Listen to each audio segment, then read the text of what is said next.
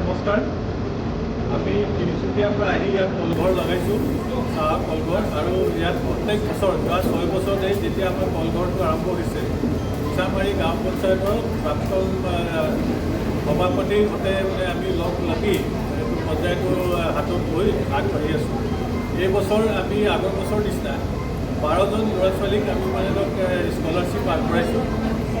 মেট্ৰিকৰ কাৰণে 7,500 ৰুপিজ কৰি, আৰু হায়াৰ ছেকেণ্ডেৰীৰ কাৰণে আপোনাৰ 9,000 টকা 3 বছৰ পাব, আৰু 7,500 টকা 2 বছৰ পাব।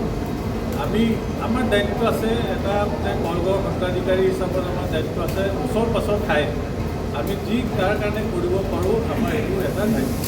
অকল হেৰি কলঘৰ চলাই পইচা ঘটিলে নহ'ব।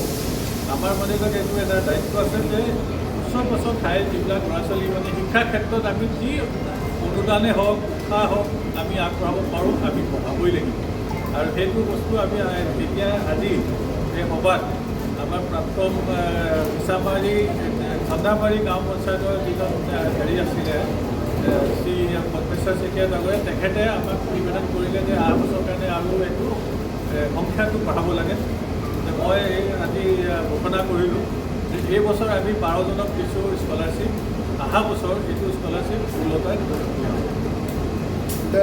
কিমান পাৰ্চেণ্টৰ ওপৰৰ ছাত্ৰ ছাত্ৰী? 75 হয়, হায়াৰ ছেকেণ্ডেৰী মেট্ৰিক দুটাই। ইয়াৰ উপৰি আপুনি তিনিচুকীয়া তেনেধৰণৰ কাৰ্যক্ৰম লয় বুলি কৈছে, কি ক'ব? তিনিচুকীয়া আমি যোৱা 45 বছৰৰ পৰা সেই কাৰ্যক্ৰমটো লৈছোঁ, আৰু তিনিচুকীয়াক এইবাৰ 29 ষ্টুডেণ্টক আমি এই সম্বৰ্ধনা জনাইছোঁ, আৰু স্কলাৰশ্বিপ এমাউণ্টটো আগবঢ়াইছোঁ 29 ষ্টুডেণ্ট। আৰু আশা ৰাখিলোঁ যে অহা বছৰো আমাৰ এই অঞ্চলৰ ল'ৰা ছোৱালী ভাল নম্বৰ লৈ উত্তীৰ্ণ হ'ব, আৰু আমাৰ ট্ৰাষ্টত উত্তীৰ্ণ হয় যদি এপ্লাই কৰে, আৰু যদি দুখীয়া ঘৰৰ ল'ৰা ছোৱালী হ'লে যদি এপ্লাই কৰিলে আমি আৰু সুখী হ'ম। আৰু যদি কোনোবা ভাল ল'ৰা বা ছোৱালী দুখীয়া ঘৰ আছে, তাক যদি কিবা সাহাৰ্য লাগে পঢ়া শুনা কৰিবৰ কাৰণে আমি